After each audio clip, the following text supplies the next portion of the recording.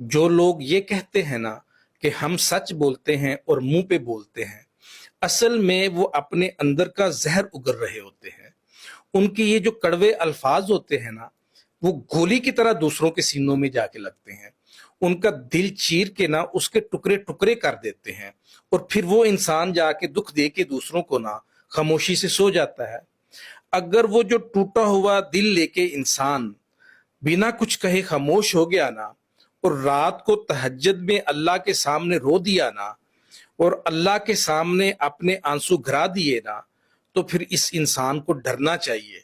کیونکہ اگر ایک بار آہ لگ جائے نا تو پھر انسان کبھی سدھر نہیں سکتا، اس کا اثر 3 نسلوں تک جا سکتا ہے۔ اگر دل میں طنز یا تکلیف دہ الفاظ پیدا ہوں تو آپ ان کو روکیں، آپ کو گھٹن محسوس ہو سکتی ہے، لیکن اگلے کا دل ٹوٹنے سے بچ سکتا ہے۔ جب آپ